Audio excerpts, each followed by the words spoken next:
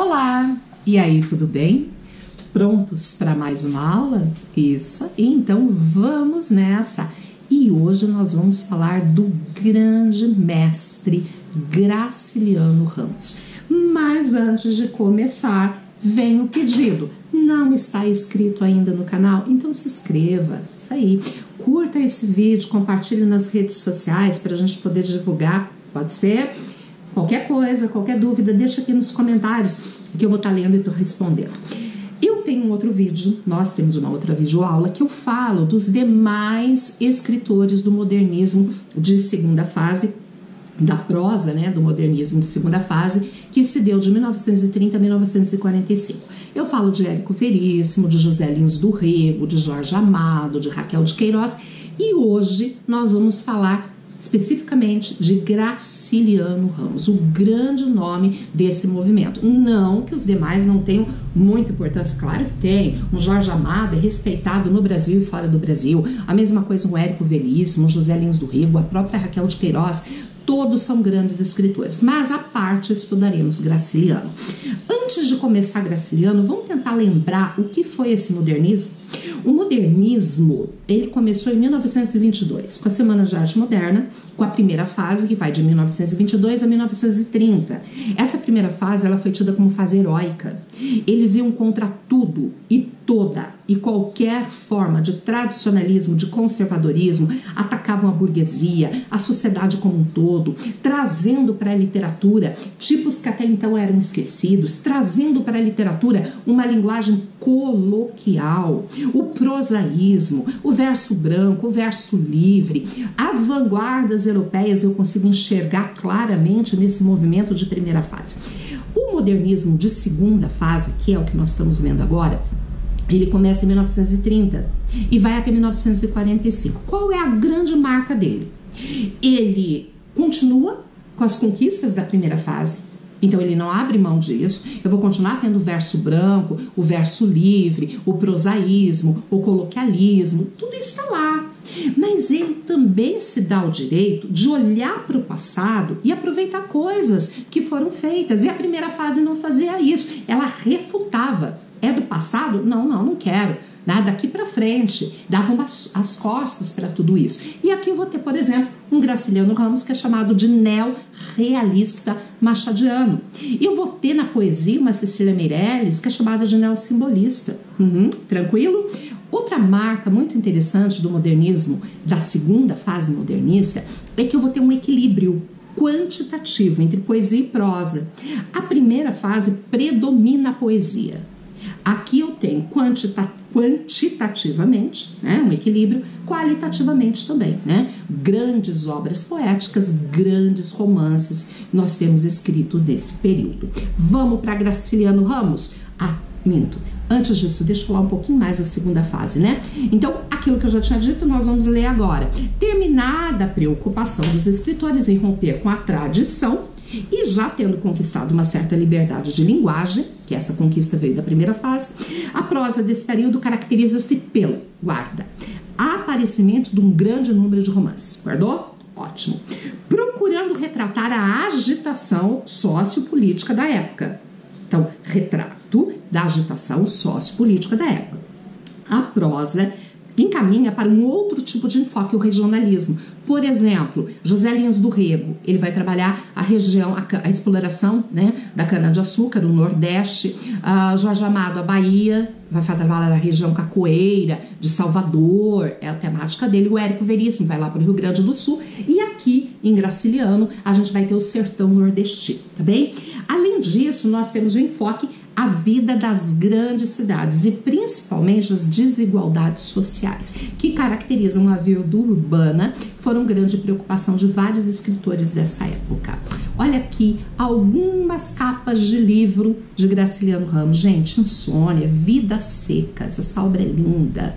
Infância, Memórias do Cárcere, são obras memorialistas, né?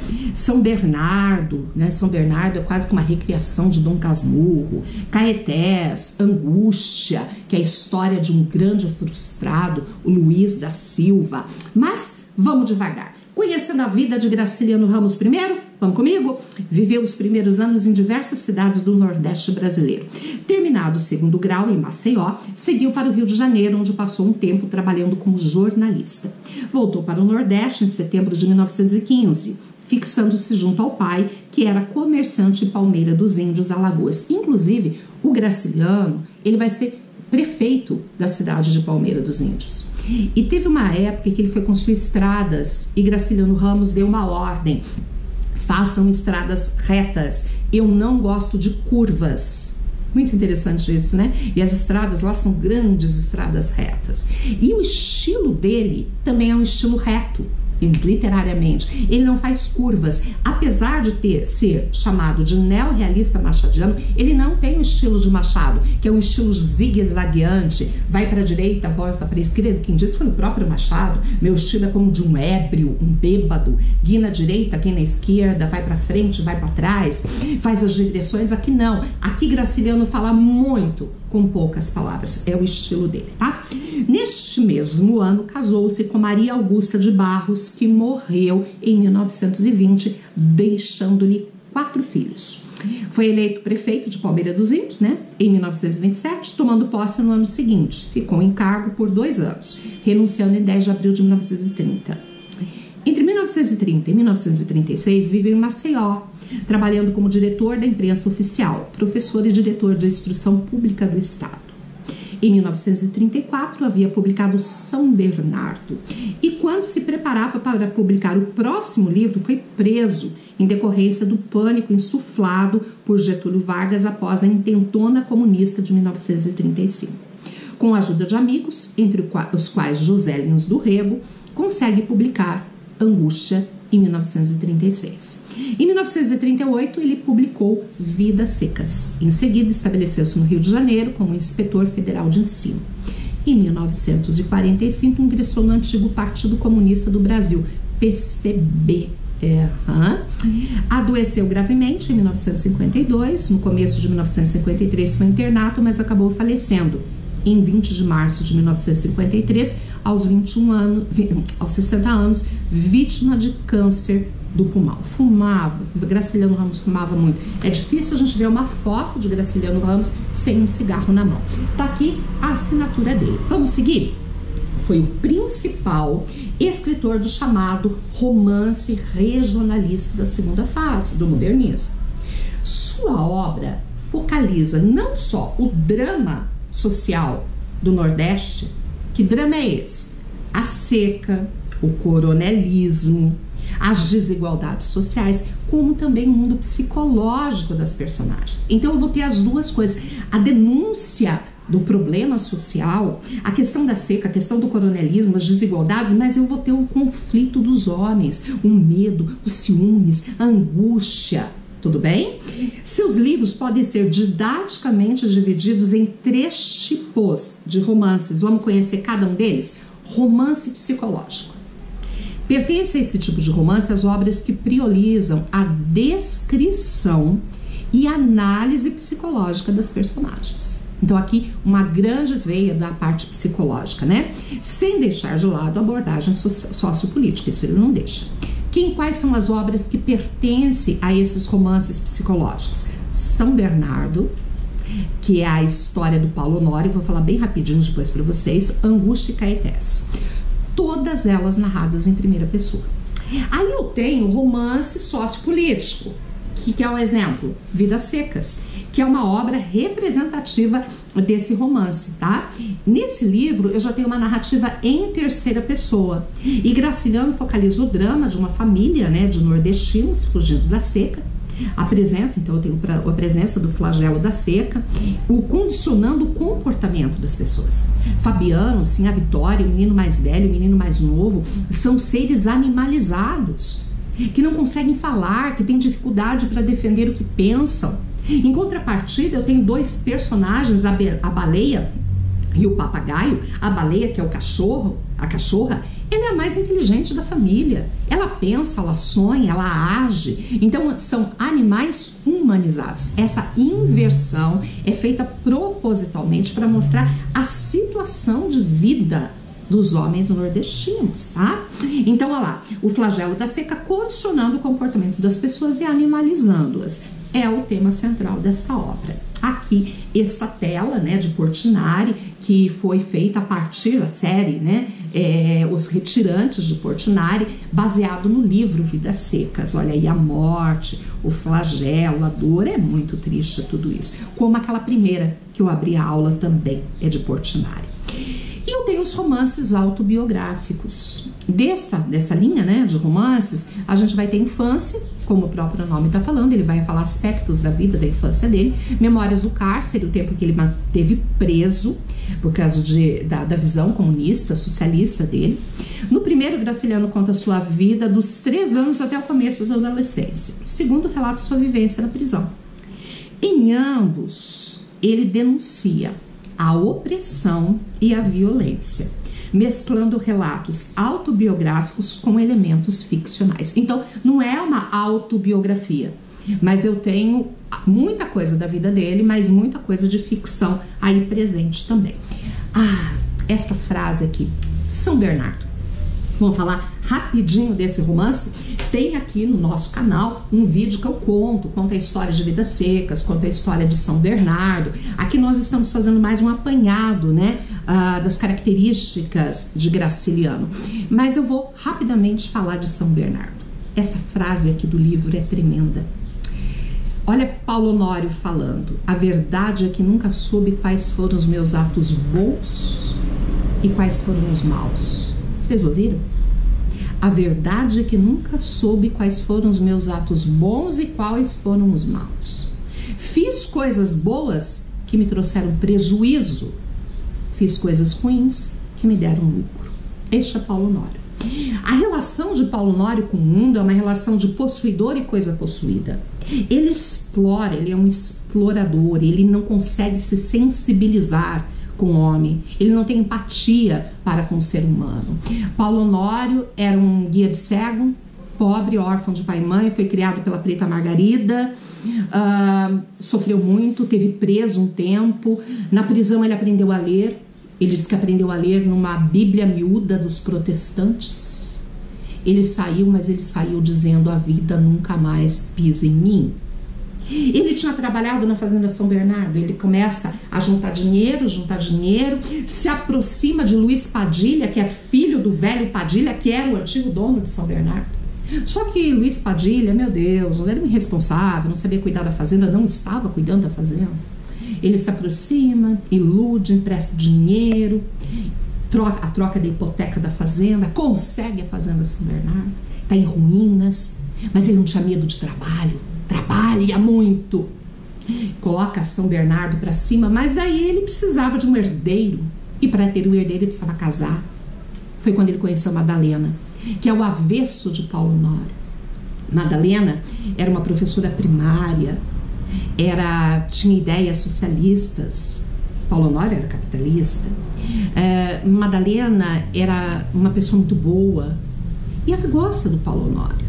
Ele primeiro convidou-a para trabalhar como professora na fazenda, porque ele fez uma escola na fazenda, como construiu uma igreja na fazenda, mas ela disse que não, que era arriscado largar o emprego que ela tinha para ir trabalhar numa dessas escolas de fazenda. E ele acaba fazendo a proposta de casamento. Madalena aceita. E aí, como a Madalena tinha ideias diferentes da dele, ele pensa assim: mulher foi feita para ser governada, para ser mandada. Se ela não me obedece, ela está obedecendo outra pessoa, então a Madalena está me traindo. E ele transforma a vida da Madalena no inferno, Tem uma vez, por exemplo, que Madalena está deitada, dormindo, e ela é acordada com Paulo Honório atirando pro teto, porque ele escuta barulho no telhado e ele pensa: é o amante da Madalena. E ela acorda no meio daquele tiroteio e ele gritava para ela: quem é? É o teu amante, é o teu amante.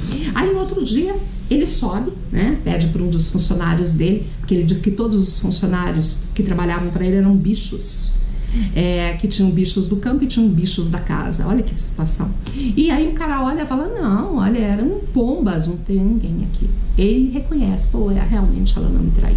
Então, diferente do Bentinho, que levanta a suspeita do adultério, o Paulo Honório reconhece que não, que Madalena não o traía. Vem ciúmes, mas logo depois ele reconhece que não. E ele atormenta tanto que a Madalena acaba se matando. E ele encontra uma carta que ela deixou, né, escrita lá na escrivaninha do escritório em que ela trabalhava junto com ele, e ela fala que ela gostava dele, mas não conseguia mais viver daquela forma. Eles tiveram um filho. Esse filho ele entrega para Dona Glória, tia de Madalena, para que criasse criança, e ele fica sozinho na fazenda São Bernardo. E ele resolve escrever um romance, Dom Casmurro, para tentar entender o que tinha acontecido na vida dele. E ele deixa essa tarefa para alguns amigos dele mais letrados, porque ele é semi-analfabeto. Mas quando entregam para ele o produto, ele fala, não, isso não sou eu. E aí ele mesmo assume a autoria do livro. Mas, como eu disse, diferente de Dom Casmurro, ele reconhece que a Madalena não é culpada. E ele assume uma meia-culpa. Ele diz assim, na verdade, a culpa de tudo isso é minha. Ou melhor, é dessa minha alma agreste. É como se ele dissesse assim, a culpa nem minha é. A culpa é do meio onde eu fui criado, que me fez esse homem agreste, esse homem seco, esse homem que não foi capaz de amar como deveria ter amado. Esta é a obra São Bernardo. Linda, né? Muito bem. Temos Vidas Secas, então, gente, Vidas Secas, história de Fabiano, Sim a Vitória, os dois meninos, a cachorra-baleia, termina do mesmo jeito que começa, a família fugindo da seca.